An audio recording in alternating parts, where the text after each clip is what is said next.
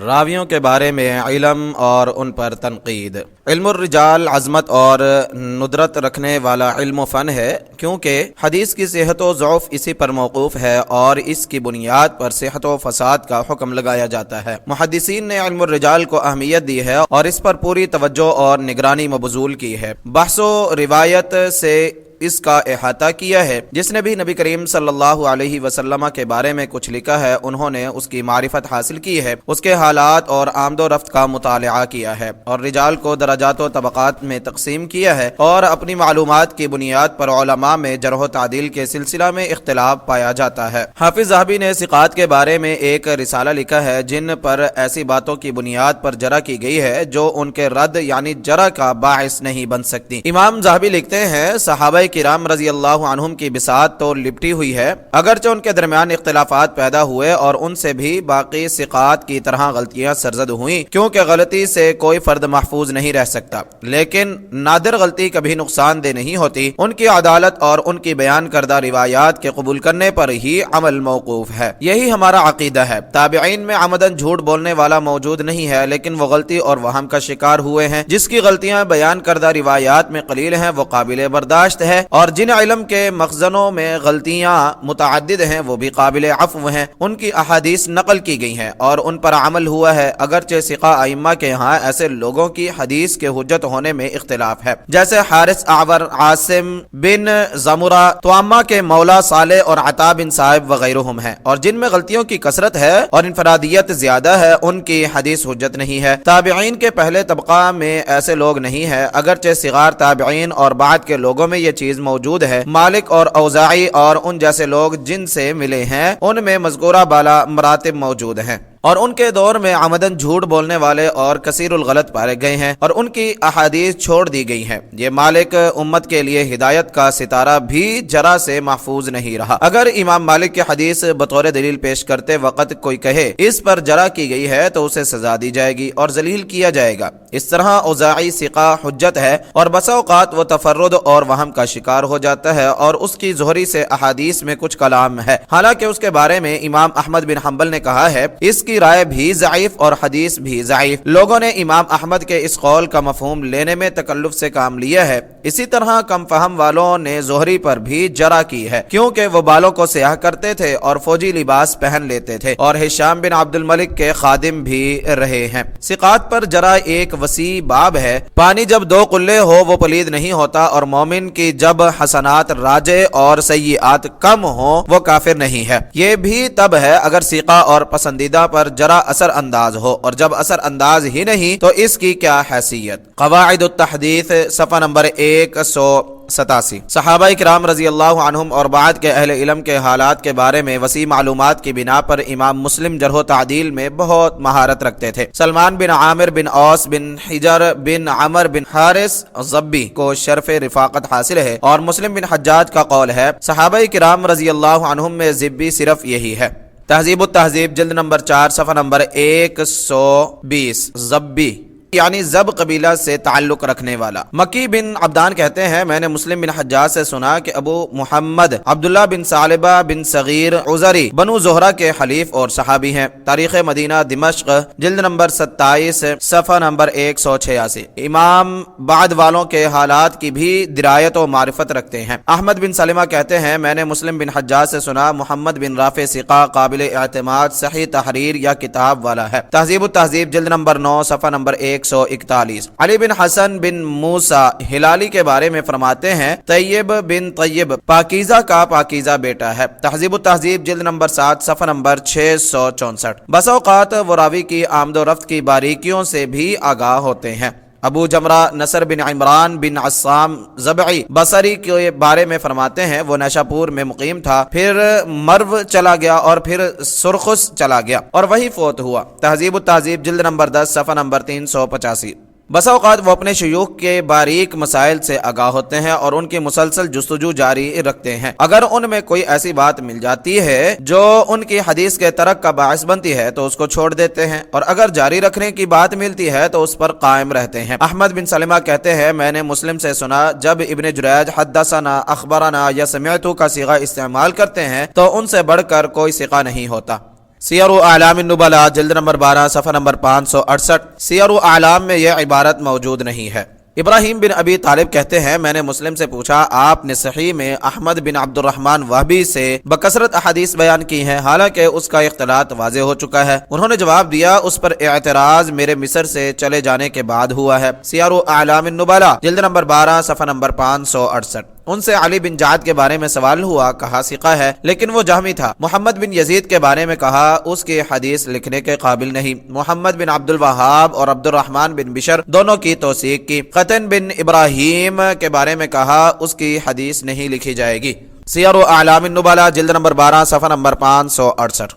اپنے اساتذہ سے جرح و تعدیل کے دقیق مسائل دریافت کرتے، بس اوقات اپنے سامنے ایسی میزان رکھتے جس سے رجال پرکھتے۔ مسلم بن حجاج رحمہ اللہ کہتے ہیں میں نے یحییٰ بن معین سے پوچھا عبداللہ بن محمد بن عقیل اور عاصم بن عبید اللہ میں سے آپ کو کون پسند ہے؟ انہوں نے جواب دیا مجھے حدیث میں دونوں ہی پسند نہیں۔ تہذیب الکمال جلد نمبر 16 صفحہ نمبر 82۔ مسلم بن حجاج بیان کرتے ہیں امام احمد نے عطیہ عوفی کا ذکر کرتے ہوئے فرمایا اس کی حدیث ضعیف ہے۔ پھر فرمایا مجھے پتا چلا عطیہ کلبی کے پاس جاتا اور اس سے تفسیر پوچھتا ہے اور ابو سعید کی کنیت سے یاد کرتا۔ تہذیب التہذیب جلد نمبر 7 صفحہ نمبر 201۔ جو راوی ترک کے مستحق ہیں ان کے لیے انتہائی سخت الفاظ استعمال کرتے۔ یحییٰ بن عبداللہ بن موہب تیمی مدنی کے بارے میں مسلم بن حجاج فرماتے ہیں ساقط متروک الحدیث۔ امام نسائی نے دوسری جگہ سے متروک الحدیث کہا ہے۔ تہذیب التہذیب جلد نمبر 11 صفحہ نمبر 221۔ قاضی ابو محمد یحییٰ بن اقسم بن محمد بن قطن مروزی کے بارے میں مسلم بن حجاج کہتے ہیں میں نے اسحاق بن رہوے سے سنا یحییٰ بن اقسم دجال ہے۔ تہذیب التہذیب جلد نمبر 11 صفحہ نمبر 195۔ مکی بن عبدان کہتے ہیں میں نے مسلم بن حجاج سے سنا ابو معاویہ صدقہ بن عبداللہ سمین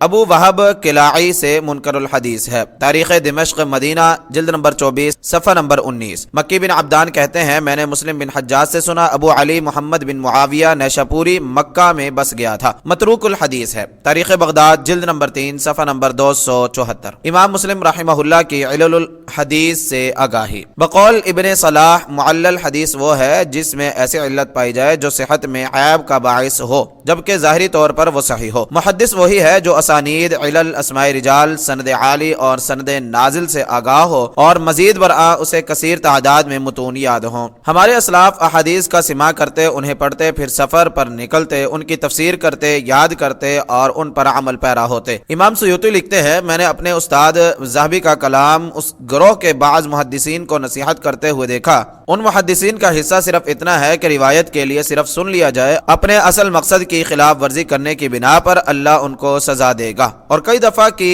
ستر پوشی کے بعد ان کی تشہیر کر دے گا، زبانوں پر ان کا گوشت رہ جائے گا اور محدثین کے لیے باعث عبرت ہوں گے، پھر اللہ ان کے دلوں پر مہر لگا دے گا۔ آگے جا کر لکھتے ہیں کیا سنت کے طلباء میں سے کوئی طالب نمازوں کے بارے میں تھاون یعنی سستی و کوتاہی کر سکتا ہے یا ایسی عادات سے دوچار ہو سکتا ہے؟ ان سب سے منحوس ترین وہ محدث ہے جو حدیث میں جھوٹ بولتا ہے اور گپ گھڑتا ہے۔ اگر اس کی فتنہ پرور ہمت نقل میں جھوٹ اور تطبیق میں تزویر تک ترقی آ جاتی ہے تو وہ یعنی محنت سے آسودہ ہو گیا۔ اگر وہ اجزاء کی چوری کرتا ہے اور اوقاف کا پردہ چاک کرتا ہے تو وہ محدث کے بھیس میں چور ہے، اور اگر وہ کسی کی حق تلفی کرتے ہوئے اور قیادت پر فائز ہو کر تکمیل نفس کرتا ہے تو اس نے افادہ مکمل کر لیا، اور وہ یہی رویہ علوم میں اختیار کرتا ہے تو وہ ذلت و خبط میں اضافہ کر لیتا ہے۔ آخر میں لکھتے ہیں کیا اس قسم کے لوگوں میں کوئی بھلائی ہے؟ اللہ ان کو زیادہ نہ کرے۔ تدریب الراوی جلد نمبر 1 صفحہ نمبر 47۔ نیز امام سیوطی ابن مہدی سے نقل کرتے ہیں علم حدیث کی معرفت الہامی چیز ہے۔ اگر آپ کسی علل حدیث کے عالم سے پوچھیں آپ یہ بات کیوں کر کہتے ہیں، اس کے پاس کوئی دلیل نہیں ہوگی۔ کتنے ہی افراد ہیں جو اس تک نہیں پہنچ سکتے۔ ان سے پوچھا گیا آپ ایک حدیث کے بارے میں کہتے ہیں یہ صحیح ہے، یہ ثابت نہیں ہے، تو آپ یہ کس سے نقل کرتے ہیں؟ تو انہوں نے جواب دیا آپ بتائیے۔ آپ ایک زرگر کے پاس جائیں اور اسے اپنے دراہم علم دکھائیں اور وہ کہے یہ ٹھیک ہے یہ کھوٹا ہے تو اسے یہ دریافت کریں گے آپ کس طرح یہ کہتے ہیں یا تم اس کی بات تسلیم کر لو گے؟ اس نے جواب دیا بلکہ میں اس کی بات تسلیم کروں گا۔ تو ابن مہدی نے کہا یہ حدیث کی جانچ پرکھ بھی اسی طرح ہے جس کا سبب یعنی محدثین طویل رفاقت بحث و مباحثہ اور مہارت و آگاہی ہے۔ ابو زرعہ سے دریافت کیا گیا حدیث کی علت بیان کرنے کی تمہارے پاس کیا دلیل ہے؟ تو اس نے کہا اس کی دلیل یہ ہے کہ تم مجھ سے کسی معلول حدیث کے بارے میں پوچھو میں اس کی علت بیان کروں گا، پھر تم ابن وارد کا رخ کرنا اس سے اس کے بارے میں پوچھنا وہ علت بیان کرے گا، پھر تم ابو حاتم کے پاس جانا وہ اس کی علت بیان کرے گا، پھر اس حدیث کے بارے میں ہم سب کی گفتگو کا جائزہ لینا، تم ہمارے درمیان اختلاف پاؤ تو سمجھ لینا ہم میں سے ہر ایک نے اپنی مرضی کی بات کی ہے، اگر ہماری گفتگو میں اتفاق پاؤ تو اس علم کی حقیقت جاننا۔ اس آدمی نے ایسے ہی کیا، ان سب کی بات یکساں تھی تو اس نے کہا میں گواہی دیتا ہوں یہ علم ایک الہامی چیز ہے، اس کے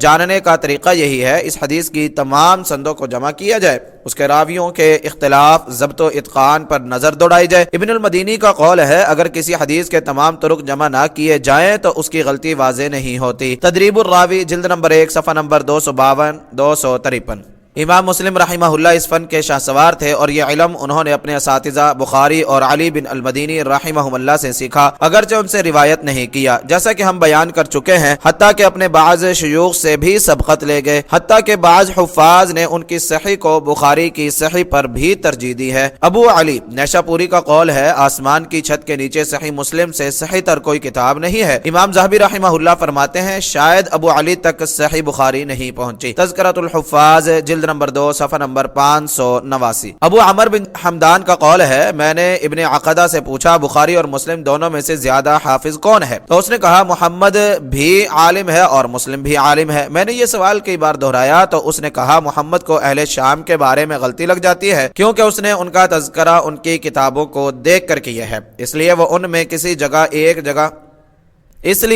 میں سے کسی کا ذکر ایک جگہ اس کی کنیت کے ضمن میں کرتے ہیں اور دوسری جگہ اس کو دوسرا سمجھ کر اس کے نام کے ضمن میں کر دیتے ہیں، اور مسلم کو علل کے بیان میں غلطی کم ہی لاحق ہوتی ہے کیونکہ اس نے صرف مسند احادیث بیان کی ہے، مقطوع اور مرسل روایات بیان نہیں کی۔ تذکرۃ الحفاظ جلد نمبر 2 صفحہ نمبر 589۔ یعنی فقہ و تفسیر میں صحابہ رضی اللہ عنہم اور تابعین رحمہم اللہ کے اقوال نقل نہیں کیے، اس لیے ہم دیکھتے ہیں وہ راوی کے دوسرے سے سما کے میں باریک بینی سے کام لیتے ہیں اور علت کا عموماً تعلق سما ہی سے ہوتا ہے۔ مکی بن عبدان کا قول ہے میں نے مسلم بن حجاج سے سنا، ابو خالد ثور بن یزید رجی نے خالد بن معدان سے سنا ہے اور اس سے سوری اور یحییٰ بن سعید روایت کرتے ہیں۔ تاریخ دمشق مدینہ جلد نمبر 11 صفحہ نمبر 186۔ مکی بن عبدان کہتے ہیں میں نے مسلم بن حجاج سے سنا ابو عبداللہ ثوبان رسول اللہ صلی اللہ علیہ وسلم کا آزاد کردہ غلام ہے۔ تاریخ دمشق مدینہ جلد نمبر 11 صفحہ نمبر 186۔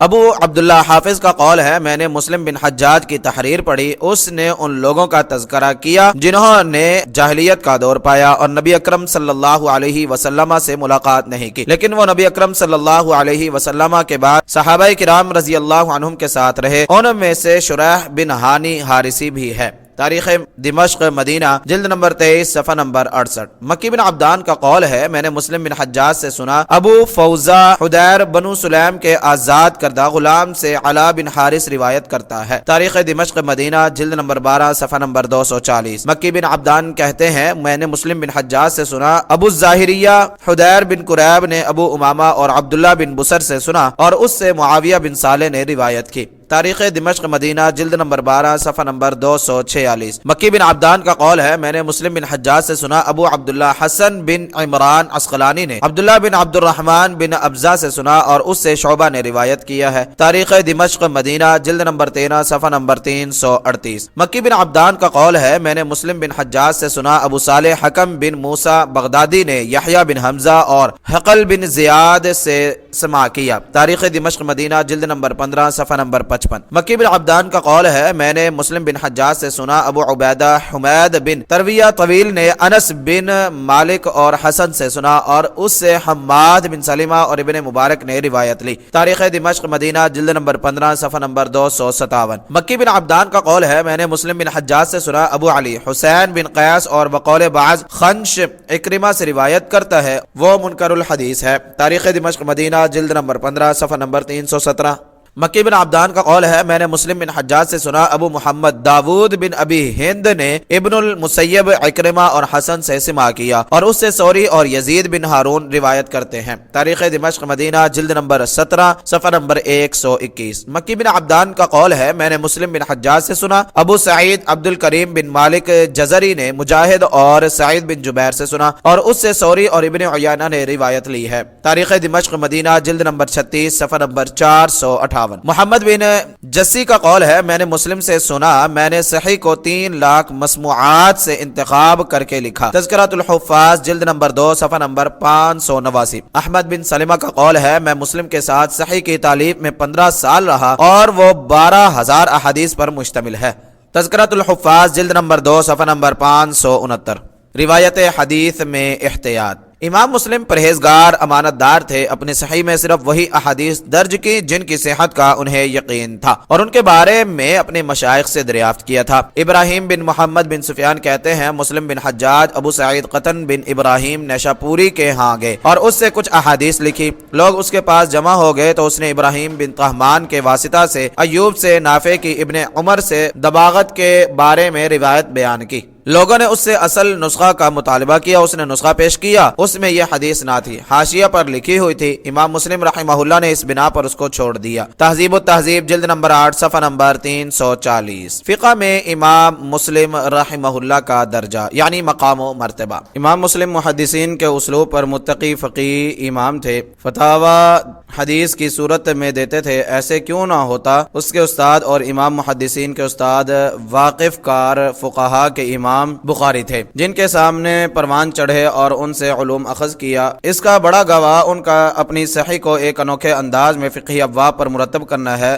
اس میں اول تا آخر صرف نبوی صلی اللہ علیہ وسلم کی احادیث بیان کی ہیں، ان کے ساتھ آپ کے سوا کسی کا قول نہیں ملایا، مگر بہت نادر، کیونکہ ہم دیکھتے ہیں کتاب الصلاۃ کے تحت بے شمار احادیث بیان کرنے کے بعد یحییٰ بن ابی کثیر کا یہ جملہ نقل کیا ہے، لا یستطاع العلم براحۃ الجسد، جسمانی آسودگی کے ساتھ علم حاصل نہیں ہو سکتا۔ صحیح مسلم حدیث نمبر 612۔ بلکہ ہم دیکھتے ہیں انہوں نے کتاب کے مقدمہ کے بعد مسلسل احادیث لکھی، ان کے درمیان کوئی باب یا عنوان قائم نہیں کیا اور تراجم ابواب صحیح مسلم کی شرح کرنے والوں نے لکھے ہیں۔ امام مسلم رحمہ اللہ نے اپنی صحیح کے علاوہ بھی اپنی آراء کا اظہار کیا۔ وہ اپنی کتاب الانتفاع بجلود السباع، درندوں کے چمڑوں سے فائدہ اٹھانا، اس میں لکھتے ہیں یہ ان لوگوں کا قول ہے جو احادیث کا علم اور فہم رکھتے ہیں اور ان کی پیروی کرتے ہیں، انہی میں یحییٰ بن سعید، ابن مہدی، محمد بن ادریس، شافعی، احمد اور اسحاق داخل ہیں۔ دوسری جگہ امام شافعی پر اعتراض کرنے والے کا قول نقل کر کے لکھتے ہیں وَرُبَّ عِيَابٍ لَهُ مَنظَرُ مُشْتَمِلُ الثَّوْبِ عَلَى الْعَيْبِ، بس اوقات نکتہ چینی کرنے والے کا منظر یہ ہوتا ہے کہ اس کا کپڑا عیب دار ہوتا ہے۔ تہذیب التہذیب جلد نمبر 9 صفحہ نمبر 27۔ حافظ محمد بن عبداللہ کا قول ہے میں نے ابو عمر مستملی کی تحریر پڑھی کہ میں نے ابو احمد محمد بن عبد الوہاب سے سنا، اس نے مس الذکر یعنی عضو مخصوص کو ہاتھ لگانے والی حدیث حسین بن الولید کے واسطہ سے بیان کر کے کہا۔ مسلم بن حجاج کو یہ حدیث پسند تھی، ان کی رائے اور عمل اس پر تھا اور مسلم بن حجاج لوگوں کے علماء میں سے علم کا مخزن تھے، میرے علم کی حد تک وہ 72 فرد تھے۔ طبقات الشافعیہ جلد نمبر 3 صفحہ نمبر 397۔ اہل علم نے امام مسلم کو امام، عالم اور فقیہ قرار دیا ہے اور ان کی صحیح دین کی اساسی کتب میں سے ایک ہے۔ امام بیہقی نے شیخ عمید الملک کو خط لکھا، پھر بیہقی نے شیخ کا شعری ترجمہ لکھا ہے اور نسب لکھنے کے بعد امام بیہقی لکھتے ہیں جب ہمارے شیخ ابو الحسن اشعری کی باری آئی تو انہوں نے اللہ کے دین میں کوئی نئی بات نہیں نکالی اور نہ کسی بدعت کو ایجاد کیا، بلکہ اصول دین کے سلسلہ میں صحابہ کرام رضی اللہ عنہم، تابعین اور بعد کے ائمہ کے اقوال لیے اور ان کی نصرت میں ان کی مزید تشریح اور وضاحت کی اور بتایا انہوں نے اصول کے بارے میں جو کچھ کہا ہے اور جو کچھ شریعت میں آیا ہے وہ عقلی روح سے درست ہے، جبکہ اہل ہوا یعنی بدعتی یہ سمجھتے ہیں کہ ان کی بعض چیزیں عقلی روح سے درست نہیں اور ان کے بیان و ثبوت میں اہل السنہ والجماعہ یکسو نہیں، اور اس نے گزشتہ ائمہ مثلا ابو حنیفہ، سفیان ثوری جو کوفہ کے باشندے ہیں، اوزاعی وغیرہ جو شامی ہیں، مالک اور شافعی جو اہل حرمین میں سے ہیں، اور اہل حجاز اور باقی بلاد سے ان دونوں کے طرز عمل کو اختیار کرنے والے جیسے احمد بن حنبل وغیرہ محدثین اور لیث بن سعد وغیرہ، ابو عبداللہ محمد بن اسماعیل بخاری اور ابو الحسین مسلم بن حجاج نیشاپوری جو اہل عصر کے امام ہیں اور سنن جن پر شریعت کا مدار ہے اس کے حافظ ہیں، ان کے اقوال کی حمایت کی ہے۔ امام مسلم رحمہ اللہ کی تصانیف۔ امام مسلم رحمہ اللہ کی بہت سی تصنیفات ہیں، ان میں سے چند ایک یہ ہیں: نمبر 1 اوہام المحدثین، نمبر 2 الجامع الصحیح، نمبر 3 رباعیات فی الحدیث، نمبر 4 طبقات الروات، نمبر 5 کتاب الاسماء والکنہ، نمبر 6 کتاب افراد الشامیین، نمبر 7 کتاب الافراد، نمبر 8 کتاب الاقران، نمبر 9 کتاب الانتفاع بإہاب جلود السباع، نمبر 10 کتاب اولاد الصحابہ، نمبر 11 کتاب التاریخ، نمبر 12 کتاب التمییز، نمبر 13 کتاب الجامع علل الابواب، نمبر 14 کتاب السؤالات عن احمد بن حنبل، نمبر 15 کتاب العلل، نمبر 16 کتاب حدیث عمر بن شعیب، نمبر 17 کتاب المخضرمین، نمبر 18 کتاب من لیس لہ الا راو واحد، نمبر 19 کتاب الوحدان، نمبر 20 مشائخ الثوری، نمبر 21 مشائخ مالک، نمبر 22 مشائخ شعبہ، نمبر 23 المسند الکبیر علی الرجال۔ بقول امام ذہبی اس کا کسی نے امام سے سماع نہیں کیا۔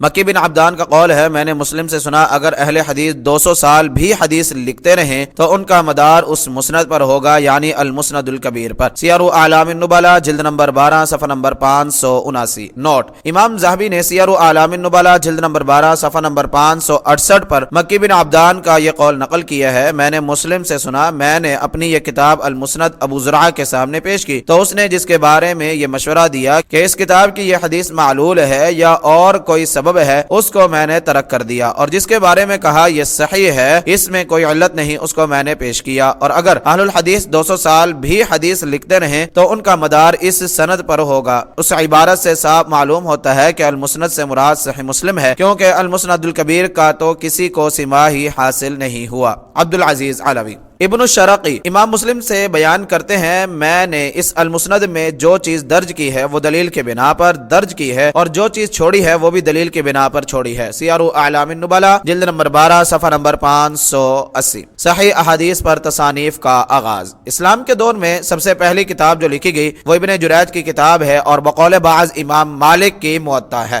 اور بقول بعض سب سے پہلی تصنیف جو ابواب کی صورت میں لکھی گئی وہ ربیع بن صبیح بصری کی ہے۔ پھر حدیث کے جمع و تدوین اور اجزاء اور کتب کی صورت میں لکھنا عام ہو گیا، بہت لکھا گیا جس سے بہت فائدہ پہنچا، یہاں تک کہ امام ابو عبداللہ محمد بن اسماعیل بخاری اور امام ابو الحسین مسلم بن حجاج قشیری رحمہم اللہ کا دور آ گیا، تو ان دونوں نے اپنی کتابوں کو مدون کیا اور ان میں ایسی احادیث درج کی جو ان کے نزدیک یقینی طور پر صحیح تھی، اور ان کے نزدیک ان کی روایت ثابت تھی، اور انہوں نے اپنی کتاب کو صحیح کا نام دیا، اور وہ اپنے قول میں سچے ہیں۔ اس بنا پر اللہ تعالیٰ نے ان کو مشرق و مغرب میں شرف قبولیت سے نوازا۔ پھر اس نوع کی تصانیف کے انتشار یعنی پھیلاؤ میں اضافہ ہو گیا اور عام لوگوں کے ہاتھوں میں چلی گئی۔ لوگوں کے اغراض و مقاصد مختلف تھے، یہاں تک کہ یہ دور جس میں ایسے حضرات جمع تھے اور باہمی اتفاق تھا ختم ہو گیا۔ مثلا ابو عیسیٰ محمد بن عیسیٰ ترمذی، ابو داود سلیمان بن اشعث سجستانی، ابو عبد الرحمن احمد بن شعیب نسائی رحمہم اللہ وغیرہم جیسے لوگ تھے۔ تحصیل علم کے ادوار میں سے یہ دور خلاصہ اور انتہا تھا۔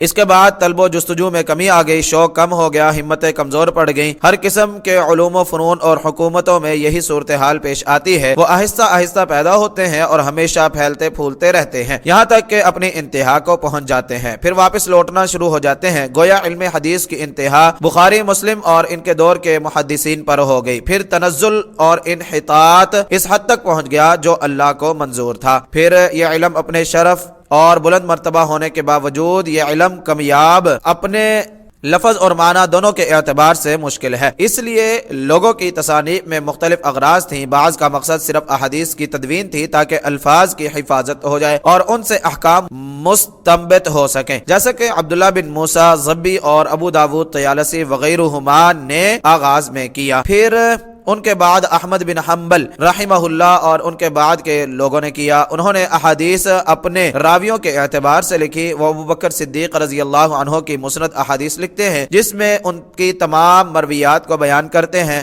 پھر اسی ترتیب سے صحابہ کرام رضی اللہ عنہم کی الگ الگ احادیث لکھتے ہیں۔ ابجد العلوم جلد نمبر 2 صفحہ نمبر 223۔ الجامع الصحیح، صحیح مسلم عام طور پر مشہور ہے اور وہ مجموعی اعتبار سے مصنف سے تواتر کے ساتھ ثابت ہے، اس لیے وہ یقینی علم کے ساتھ ابو الحسین مسلم بن حجاج کی تصنیف ہے۔ ابو عبداللہ محمد بن ابی نصر اندلسی کا قول ہے، میں نے حافظ فقی ابو محمد علی بن احمد بن سعید سے سنا، جب صحیحین کا تذکرہ ہوا تو اس نے دونوں کی عظمت، شان اور رفعت مقام کا اعتراف کیا اور بتایا کہ سعید بن سکن کہ ہاں محدثین کی ایک جماعت جمع ہوئی اور انہوں نے اس سے پوچھا، ہمارے سامنے کتب حدیث بے شمار تعداد میں موجود ہیں، تو شیخ ہماری رہنمائی کے لیے کسی کا انتخاب فرما دے جس پر ہم کفایت کر سکے۔ تو وہ خاموشی کے ساتھ اپنے گھر چلے گئے اور 4 بنڈل نکال لائے اور انہیں ایک دوسرے کے اوپر رکھ دیا اور کہا، یہ اسلام کی اساس ہیں، مسلم کی کتاب، بخاری کی کتاب، ابو داود کی کتاب اور نسائی کی کتاب۔ تاریخ دمشق جلد نمبر 58 صفحہ نمبر 93۔ امام نووی رحمہ اللہ فرماتے ہیں، علماء کا اتفاق ہے کہ قرآن عزیز کے بعد سب سے صحیح ترین کتب صحیحین بخاری اور مسلم ہیں۔ امت کے ہاں دونوں کو قبولیت حاصل ہے اور بخاری کی کتاب دونوں میں سے صحیح تر ہے اور اس کے ظاہری اور مخفی فوائد و معارف زیادہ ہیں اور صحیح سند سے ثابت ہے۔ مسلم نے بخاری سے استفادہ کیا ہے اور اس کا اعتراف کیا ہے کہ علم حدیث میں وہ بے مثال ہیں، اور ہم نے جو بخاری کو ترجیح دی ہے یہی مختار موقف ہے جس کے جمہور اہل اتقان ماہرین اور اسرار حدیث کے غواص یعنی ماہرین قائل ہیں۔ حافظ ابو علی حسین بن علی نیشاپوری جو امام حاکم ابو عبداللہ بن بیع کے استاد ہیں، ان کا قول ہے کہ صحیح مسلم زیادہ صحیح ہے اور بعض مغربی شیوخ اس کے ہم نوا ہیں، لیکن صحیح پہلا قول ہے۔ اور امام حافظ فقی تیز نگاہ ابو بکر اسماعیلی نے اپنی کتاب المدخل میں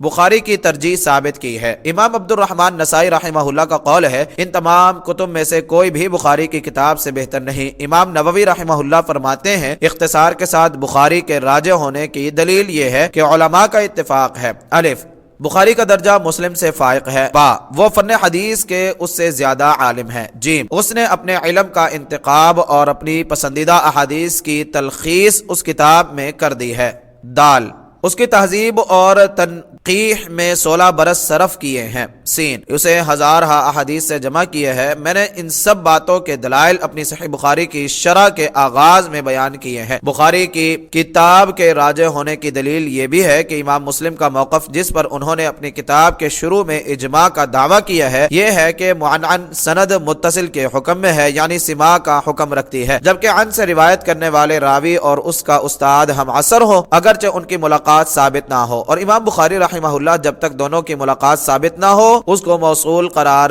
نہیں دیتے۔ یہ موقف بخاری کی کتاب کا راجح ہونا ثابت کرتا ہے، اگرچہ ہم یہ فیصلہ نہیں کرتے کہ امام مسلم رحمہ اللہ نے اپنی صحیح میں اپنے موقف پر عمل کیا ہے، کیونکہ اس قدر زیادہ طرق جمع کر دیتے ہیں جن کی موجودگی میں امام مسلم رحمہ اللہ کے جائز کردہ موقف کا پایا جانا مشکل ہے۔ مقدمہ صحیح مسلم شرح نووی پاکستانی نسخہ جلد نمبر 1 صفحہ نمبر 13۔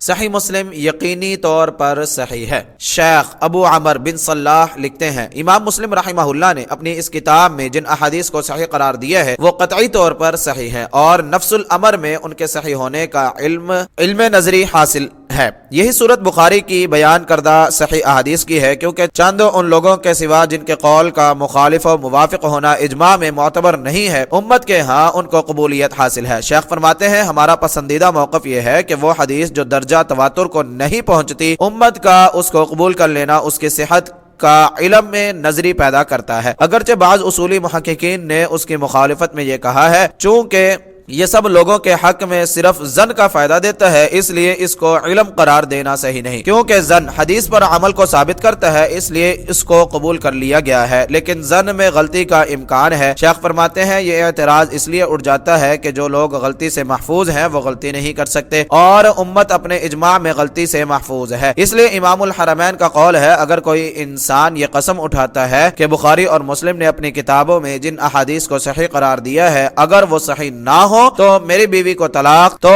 اس کی بیوی کو طلاق نہیں پڑے گی اور نہ وہ اپنی قسم میں حانث ہوگا، کیونکہ ان دونوں کی صحت پر مسلمان اہل علم کا اجماع ہے۔ شیخ فرماتے ہیں اس پر یہ اعتراض ہو سکتا ہے کہ قسم تو تب بھی نہیں ٹوٹے گی اگر مسلمان کا ان کی صحت پر اجماع نہ بھی ہو، کیونکہ شک کی صورت میں قسم نہیں ٹوٹتی۔ اگر انسان یہ قسم کسی ایسی حدیث کے بارے میں اٹھائے جس کی یہ کیفیت نہ ہو تو وہ نہیں ٹوٹے گی، اگرچہ اس کا راوی فاسق ہو۔ اس طرح قسم کا نہ ٹوٹنا تو اجماع کے بغیر بھی حاصل ہے، اس کو اجماع کی طرف منسوب کرنے کی کیا ضرورت ہے؟ شیخ فرماتے ہیں اس کا جواب یہ ہے کہ اجماع کی طرف منسوب کرنے کی صورت میں قسم کا نہ ٹوٹنا ظاہری اور باطنی پر قطعی ہے، اور شک کی صورت میں قسم کا نہ ٹوٹنا صرف ظاہری اعتبار سے ہے، باطنی اعتبار سے ٹوٹنے کا احتمال موجود رہتا ہے۔ امام الحرمین کے کلام کا محمل یہ ہے اور ان کی محققانہ شان کے لائق یہی صورت ہے۔ جب ہماری بات کا علم ہو گیا تو یہ بھی یاد رکھنا چاہیے کہ بخاری اور مسلم کی جن احادیث پر کسی قابل اعتماد حافظ نے گرفت اور تنقید کی ہے تو وہ علم نظری سے مستثنا ہے، کیونکہ اس کی قبولیت پر اجماع نہ ہوا اور یہ مقامات بہت کم ہے، جیسا کہ ہم اس کتاب میں واضح کریں گے۔ مقدمہ صحیح مسلم مع شرح نووی،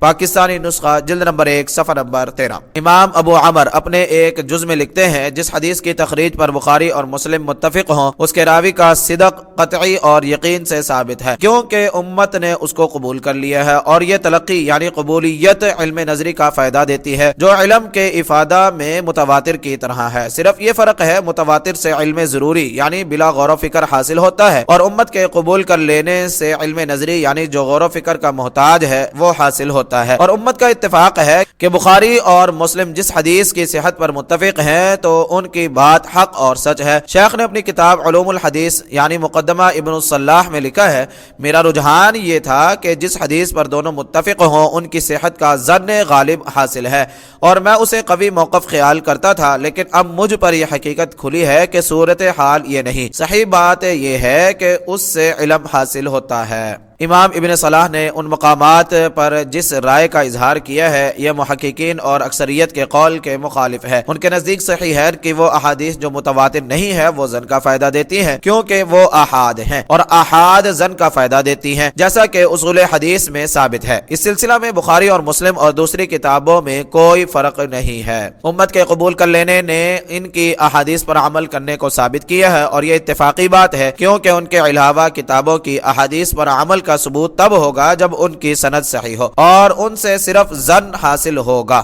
صحیحین کا حکم بھی یہی ہے۔ ان میں اور دوسری کتابوں میں امتیاز یہ ہے کہ ان کی احادیث کا صحیح ہونا محتاج نظر نہیں ہے، ہر حالت میں ان پر عمل کرنا ثابت ہے، اور باقی کتابوں کی احادیث محتاج نظر ہیں، ان میں شروط صحت کا پایا جانا قابل غور ہے، اور ان دونوں کی کتابوں کی احادیث کے قابل عمل ہونا کے اجماع سے یہ لازم نہیں آتا کہ ان کا کلام نبوی ہونا بھی قطعی ہے۔ امام ابن برہان نے بڑی سختی کے ساتھ ان لوگوں کے قول کا انکار کیا ہے جنہوں نے شیخ والا موقف اپنایا ہے، اور بڑے مبالغہ کے ساتھ اس کی تغلیط کی ہے، اور شیخ نے امام الحرمین کے کلام کی جو تعویل بیان کی ہے کہ وہ قسم میں حانث نہیں ہوگا، وہ یہ شیخ کے مختار موقف کی بنیاد پر ہے۔ اکثریت کے موقف کی روح سے یہ احتمال ہے کہ امام الحرمین کا مقصد یہ ہے کہ ظاہر طور پر حانث نہیں ہوگا، اور اس کے لیے قسم ٹوٹنے کو پسندیدہ قرار دینا درست نہ ہوگا کہ اس کے لیے رجوع کرنا پسندیدہ ہو۔ اگر وہ دوسری کتابوں کی کسی حدیث پر یہ قسم اٹھائے تو ہم اس کو حانث قرار نہیں دیں گے، ہاں اس کے لیے رجوع کرنا پسندیدہ ہوگا۔ قسم میں حانث ہونے کا احتمال ہے، اس لیے احتیاط رجوع میں ہے، یہ واضح چیز ہے، لیکن صحیحین میں حنث کا احتمال انتہائی کمزور ہے، اس لیے احتمال کے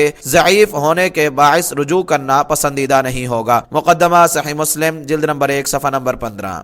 نوٹ: امام سیوطی نے بہت سے اہل علم سے حافظ ابن الصلاح کے موقف کی تائید نقل کی ہے، دیکھیے تدریب الراوی، جلد نمبر 1 صفحہ نمبر 132 تا 134، اور حافظ ثناء اللہ زاہدی حافظہ اللہ نے اس موضوع پر ایک مستقل رسالہ لکھا ہے۔ مولانا انور شاہ بخاری نے بھی امام ابن الصلاح کی تائید کی ہے، اور احناف میں شمس الائمہ سرخسی اور حنابلہ میں سے حافظ ابن تیمیہ کا یہی موقف نقل کیا ہے، جلد نمبر 1 صفحہ نمبر 45۔ الشیخ الامام ابو عمر بن صلاح لکھتے ہیں امام مسلم نے اپنی صحیح میں یہ شرط ملحوظ رکھی ہے کہ حدیث کی سند متصل ہو، راوی از اول تا آخر ثقہ ہو، حدیث شذوذ اور علت سے پاک ہو، یہ صحیح کی تعریف ہے۔ تو جس حدیث میں یہ تمام شروط موجود ہوں تو وہ بالاتفاق تمام محدثین کے نزدیک صحیح ہوگی، اور جن احادیث کی صحت میں اختلاف ہے تو اس کی وجہ الف ان شروط میں سے کسی شرط کے پائے جانے میں اختلاف ہوگا، با اس شرط کے بارے میں اختلاف ہوگا، مثلا کوئی راوی مستور الحال ہے، جیم یا حدیث مرسل ہوگی، دال یہ اختلاف بھی ہو سکتا ہے کیا اس حدیث میں ساری شرطیں موجود ہیں یا کوئی شرط مفقود ہے۔ عموماً سبب اختلاف یہی ہوتا ہے، مثلا اس حدیث کے کسی راوی کے بارے میں اختلاف ہے، کیا وہ شرط صحیح کے معیار پر پورا ہے؟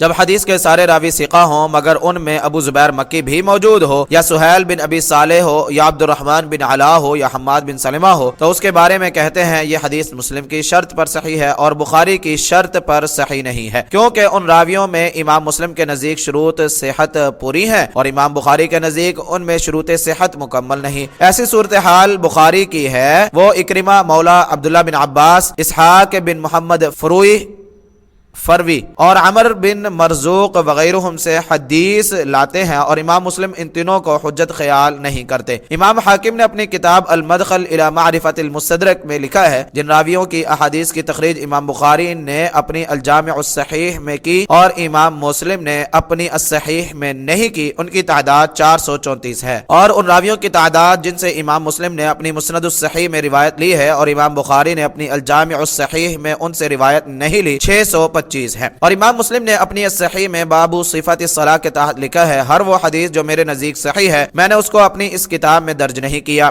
میں نے اس میں صرف ان احادیث کو درج کیا ہے جن کی صحت پر اتفاق ہے۔ اس قول پر یہ اعتراض پیدا ہوتا ہے کہ انہوں نے اپنی الصحیح میں بہت سی ایسی احادیث درج کی ہیں جن کی صحت پر اتفاق نہیں ہے، کیونکہ وہ ان راویوں سے ہیں جن کے بارے میں ہم بتا چکے ہیں کہ وہ بخاری کے نزدیک حجت نہیں، اور کچھ اور راوی بھی ہیں جن کی احادیث کے صحیح ہونے میں اختلاف ہے۔ الشیخ یعنی ابن الصلاح نے اس کا جواب دو طرح دیا ہے۔ نمبر 1، ان کا مقصد یہ ہے کہ انہوں نے صرف وہ احادیث درج کی ہے جن میں ان کے نزدیک اجماعی شروط پائی جاتی ہیں، اگرچہ بعض دوسرے حضرات کے ہاں بعض احادیث میں ساری شروط جمع نہیں ہیں۔ نمبر 2، ان کا مقصد یہ ہے کہ انہوں نے ایسی احادیث درج کی ہیں کہ نفس حدیث یا سند میں ثقہ لوگوں کے ہاں اس میں اختلاف نہیں ہے، اگرچہ بعض راویوں کی توثیق میں اختلاف ہے۔ ان کے کلام سے یہی ظاہر ہوتا ہے، کیونکہ جب ان سے ابو ہریرہ کی حدیث فَإِذَا قَرَأَ فَأَنصِتُوا جب امام قرات کرے تم چپ رہو کی صحت کے بارے میں سوال ہوا تو انہوں نے جواب دیا میرے نزدیک یہ صحیح ہے۔ تو ان سے سوال ہوا آپ نے اپنی کتاب میں اسے کیوں درج نہیں کیا؟ تو انہوں نے مذکورہ بالا جواب دیا۔ تاہم ان کی کتاب میں ایسی احادیث موجود ہیں جن کی سند یا متن کی صحت میں اختلاف ہے اور ان کے نزدیک وہ صحیح ہیں، ان میں اس اجماعی شرط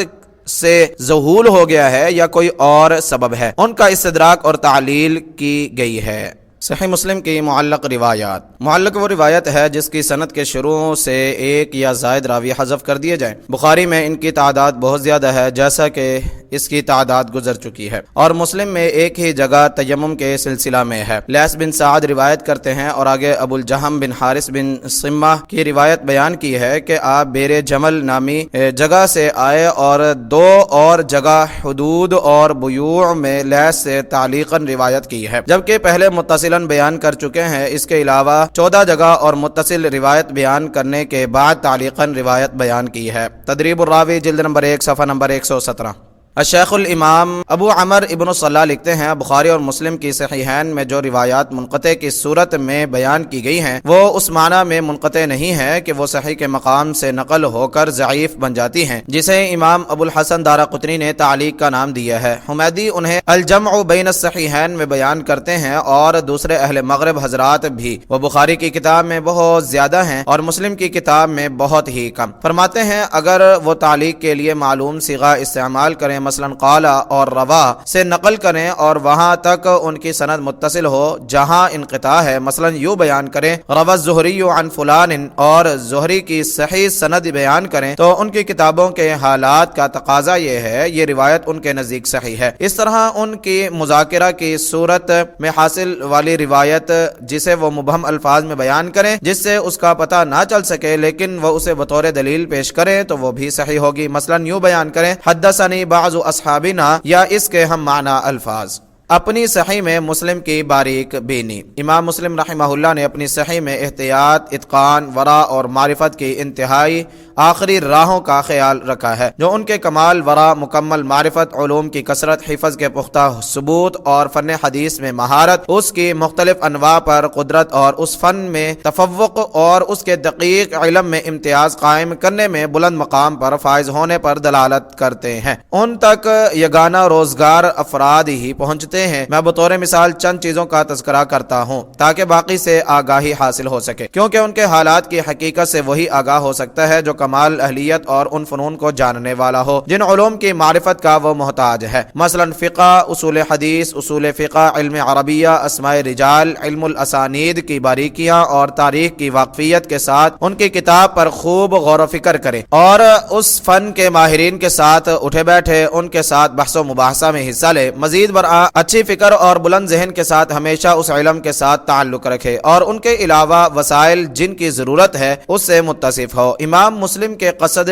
تجسس کی دلیل ہے امام مسلم رحمہ اللہ کا حدثنا اور اخبرنا میں فرق کرنا۔ امام مسلم رحمہ اللہ نے حدثنا اور اخبرنا کے امتیاز پر توجہ مبذول رکھی، اپنے استاد اور ان سے روایت کے سلسلہ میں اس کی پابندی کی۔ ان کے نظریہ کے مطابق دونوں میں فرق ہے۔ حدثنا صرف وہاں استعمال ہو سکتا ہے جہاں استاد سے الفاظ حدیث سنے ہوں، اور اخبرنا وہاں استعمال ہوگا جہاں الفاظ حدیث استاد کے سامنے پڑھے گئے ہوں۔ امام شافعی، شوافع اور مشرقی اہل علم کی اکثریت کا موقف یہی تھا۔ محمد بن حسن جوہری مصری کہتے ہیں اکثر محدثین جن کی تعداد شمار نہیں ہو سکتی کا نظریہ یہی تھا۔ یہی فرق ابن جرید، اوزاعی، ابن وہب اور نسائی سے منقول ہے۔ عام محدثین کے ہاں یہی موقف مشہور اور غالب تھا، اور بہت سے لوگوں کے نزدیک قراءت علی الشیخ، استاد کے سامنے پڑھنے کی صورت میں حدثنا اور اخبرنا دونوں کا استعمال جائز ہے۔ زہری، مالک، سفیان بن عیینہ، یحییٰ بن سعید، القطان اور دوسرے متقدمین کا یہی موقف تھا۔ بخاری اور محدثین کی ایک جماعت کا نظریہ یہی ہے۔ اہل حجاز اور اہل کوفہ کی اکثریت کی یہی رائے ہے، اور ایک گروہ کے نزدیک قراءت علی الشیخ کی صورت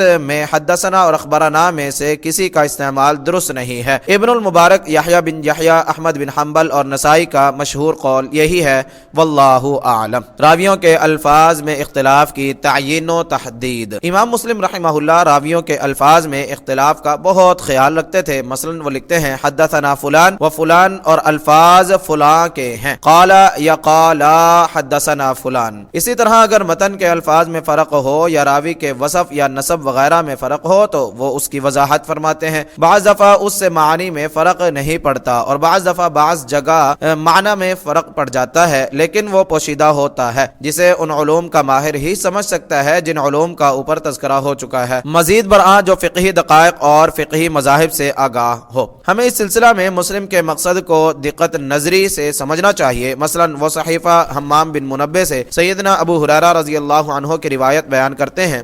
وہ فرماتے ہیں ہمیں محمد بن رافع نے عبد الرزاق سے روایت سنائی، اس نے معمر کے واسطہ سے حمام سے روایت سنائی کہ یہ وہ روایت ہے جو ہمیں ابو ہریرہ رضی اللہ عنہ نے اللہ کے رسول محمد صلی اللہ علیہ وسلم سے سنائی۔ انہوں نے بہت سی احادیث سنائی، ان میں سے ایک یہ ہے، رسول اللہ صلی اللہ علیہ وسلم نے فرمایا تم میں سے کوئی فرد جب وضو کرے تو ناک میں پانی کھینچے۔ اس کی وجہ یہ ہے صحیفے، اجزاء اور کتب جن میں ایک ہی سند سے بہت سی روایات بیان کی گئی ہیں، ان کے سماع کے وقت جب سند صرف آغاز میں بیان کی جاتی ہے اور ہر حدیث کے ساتھ نئے سرے سے سند دہرائی نہیں جاتی، تو جب انسان جس نے احادیث کا سماع اس طریقہ سے کیا ہے، جب وہ ان میں سے کوئی حدیث الگ بیان کرتا ہے اور وہ پہلی حدیث نہیں ہے جس کے ساتھ وہ سند بیان کی گئی تھی، تو کیا وہ بعد والی کوئی احادیث اس سند کے ساتھ بیان کر سکتا ہے یا نہیں؟ وکی بن جراح، یحییٰ بن معین اور ابو بکر اسماعیلی شافعی جو حدیث، فقہ اور اصول میں امام تھے، ان کی رائے کی روح سے یہ جائز ہے، اور اکثر علماء کا موقف یہی ہے، کیونکہ بیان کردہ تمام روایات کا عطف پہلی روایت پر ہے، لہٰذا جو سند پہلی حدیث کے ساتھ بیان کی گئی ہے وہ حکماً تمام احادیث کے ساتھ دہرائی گئی ہے۔ اور امام ابو اسحاق اسفرائینی جو شافعی، فقی، اصول فقہ اور دوسرے علوم کے امام ہیں، ان کے نزدیک یہ طریقہ درست نہیں۔ اس وجہ سے جس نے اس طرح احادیث کا سماع کیا ہو اسے اس کی وضاحت کرنی چاہیے۔ امام مسلم رحمہ اللہ نے وضاحت والا طریقہ اختیار کیا ہے۔ امام مسلم نے یہ راہ بطور ورع، احتیاط، تحقیق اور اتقان اختیار کی ہے۔ استاد سے سنے الفاظ کا قصد کرنا۔ مثلا ان کے استاد عبداللہ بن مسلمہ نے کہا حدثنا سلیمان، اس کی نسبت بیان نہیں کی کہ امام مسلم یعنی کہ لفظ کے استعمال کے بعد کہیں گے بن بلال عن یحییٰ، اب یحییٰ کی تعیین کے لیے جبکہ استاد نے صرف یحییٰ کہا وہ کہیں گے هو ابن سعید۔ امام مسلم نے اس طرح کہنا درست نہیں سمجھا۔ حدثنا سلیمان بن بلال عن یحییٰ بن سعید، کیونکہ استاد نے سلیمان اور یحییٰ کی نسبت بیان نہیں کی۔ اگر استاد سے منصوباً نقل کرتے ہیں تو معنی ہوگا استاد نے نسبت بیان کی تھی، حالانکہ ایسا نہیں ہے۔ احادیث کی اسانید کی تلخیص، اس طرح وہ اسانید کی تلخیص میں احتیاط سے کام لیتے ہیں، سند کی تحویل کے وقت مختصر الفاظ لاتے ہیں اور خوب کمال سے کام لیتے ہیں۔ اس طرح احادیث کی ترتیب اور تنسیق یعنی نظم کمال خوبی اور حقیقت بینی سے کرتے ہیں۔ موقع خطاب کو خوب سمجھتے ہیں، علمی باریکیوں، اصولی قواعد اور علم الاسانید کے مخفی گوشوں اور راویوں کے مراتب وغیرہ کو ملحوظ رکھتے ہیں۔ مسلم شرح نووی مقدمہ جلد نمبر 1 صفحہ نمبر 20۔ صحیح مسلم میں روایت کرنے کا طریقہ، امام ذہبی رحمہ اللہ لکھتے ہیں حافظ ابو القاسم بن عساکر نے اپنی اطراف کے آغاز میں صحیح بخاری کے تذکرہ کے بعد لکھا ہے مسلم بن حجاج نے بھی انہیں کا راستہ اپنایا، اپنی کتاب کی تخریج اور تالیف شروع کی اور اس کی ترتیب و تصنیف کی 2 قسمیں بنائی۔ ان کا ارادہ یہ تھا کہ پہلی قسم میں اہل اتقان لوگوں کی احادیث بیان کریں اور دوسری قسم میں اہل و ستر و صدق کی جو پختہ کار لوگوں کے درجہ کو نہیں پہنچتے، ان کی اس آرزو کے درمیان موت حائل ہو گئی اور کتاب کی تکمیل سے پہلے ہی فوت ہو گئے، لیکن ان کی کتاب ہے کمی کے باوجود شہرت پا کر پھیل گئی۔ سیر اعلام النبلاء جلد نمبر 12 صفحہ نمبر 573 574۔ امام حاکم کا قول ہے مسلم کا ارادہ تھا کہ صحیح کی تخریج 3 اقسام میں کریں جن میں راویوں کے 3 طبقات ہوں۔ اس کا انہوں نے اپنے خطبہ کے آغاز میں تذکرہ کیا، لیکن وہ صرف پہلے طبقہ کی روایات سے ہی فارغ ہو سکے اور وفات پا گئے۔ پھر حاکم نے ایسی بات بیان کی جو محض ایک دعویٰ ہے، کہا وہ صرف وہی روایات بیان کرتے ہیں جسے ایک مشہور صحابی جس سے بیان کرنے والے 2 یا زائد ثقہ راوی ہوں بیان کرتا ہو، پھر اس سے بھی 2 یا زیادہ ثقہ راوی بیان کریں، یہی صورت بعد میں بھی قائم رہے۔ ابو علی جبائی کہتے ہیں حاکم کا مقصد یہ ہے کہ یہ صحابی یا یہ تابعی اس سے بیان کرنے والے 2 ہوں جو انہیں جہالت حد سے نکال دیں۔ سیر اعلام النبلاء جلد نمبر 12 صفحہ نمبر 574۔ قاضی عیاض کہتے ہیں حاکم نے مسلم کے بارے میں جو یہ کہا ہے کہ اپنے مقصد کو پورا کرنے سے پہلے موت کا شکار ہو گئے، صرف پہلے طبقہ کی روایات بن کر سکے۔ میں کہتا ہوں جب آپ مسلم کی اپنی کتاب میں احادیث کی تقسیم لوگوں کے طبقات کی صورت میں بلا تکرار پر نظر دوڑائیں گے، مسلم نے بیان کیا ہے پہلی قسم حفاظ حدیث کی ہے، پھر جب یہ پورے ہو جائیں گے تو میں ایسے راویوں کی احادیث لاؤں گا جو مہارت اور اتقان سے متصف نہیں ہے اور پہلے طبقہ سے لاحق ہیں۔ جو ابواب پر غور کرے گا تو اسے پتہ چل جائے گا یہ لوگ ان کی کتاب میں موجود ہیں، اور دوسرا طبقہ ان لوگوں پر مشتمل ہے جن پر بعض حضرات نے جرح کی ہے اور بعض نے ان کی توثیق کی ہے۔ ان کی احادیث کی تخریج ایسے راویوں سے جو ضعیف قرار دیے گئے یا ان پر بدعت کا الزام تھا۔ بخاری نے بھی ایسے ہی کیا ہے۔ پھر قاضی عیاض نے لکھا ہے میرے نزدیک وہ اپنے بیان کردہ 3 طبقات کی احادیث لائے ہیں اور چوتھے طبقہ کی احادیث چھوڑ دی گئی ہیں۔ سیر اعلام النبلاء جلد نمبر 12 صفحہ نمبر 574 575۔ مقدمہ صحیح مسلم شرح نووی جلد نمبر 1 صفحہ نمبر 15۔ امام ذہبی رحمہ اللہ لکھتے ہیں میرے نزدیک پہلے طبقہ اور دوسرے طبقہ کی روایات سوائے ان چند کے جن کو دوسرے طبقہ کی روایات سے ناپسند کیا ہے بیان کیا ہے، پھر تیسرے طبقہ کی روایات ان کی تعداد زیادہ نہیں، شواہد اعتبار اور مطابعت کی صورت میں بیان کی ہیں اور اصول میں کم ہی کسی روایت کی تخریج کی ہے۔ اگر اس طبقہ کی احادیث کا صحیح میں استیعاب یعنی احاطہ کیا جاتا تو کتاب دگنا ہو جاتی اور اس استیعاب کے نتیجے میں ان کی کتاب صحیح کے درجہ سے نکل جاتی، جیسے عطا بن صاحب، لیث، یزید بن ابی زیاد، ابان بن سمعہ، محمد بن اسحاق، محمد بن عمر بن علقمہ اور ان جیسے لوگ ہیں۔ ان کی جستہ جستہ احادیث اس صورت میں بیان کی ہیں جبکہ ان کا کچھ اصل موجود تھا۔ اس طبقہ کی بکثرت احادیث امام احمد نے اپنی مسند، ابو داود اور نسائی وغیرہم نے بیان کی ہیں۔ یہ حضرات اگر چوتھے طبقہ کی احادیث کی طرف اترتے ہیں جو ضعیف لوگ ہیں تو اپنی رائے اور اجتہاد کے مطابق انتخاب کرتے ہیں، ان کی احادیث کا استیعاب نہیں کرتے۔ رہا 5واں طبقہ جس کے نثر انداز کرنے اور ترک کرنے پر ان کے فہم و ضبط سے محروم ہونے یا متہم ہونے کے باعث اتفاق ہے، احمد اور نسائی ان کی بہت کم روایات لائے ہیں۔ امام ابو عیسیٰ اپنے اجتہاد کی روشنی میں ان کی بہت کم روایات وضاحت کرنے کی صورت میں لائے ہیں۔ ابن ماجہ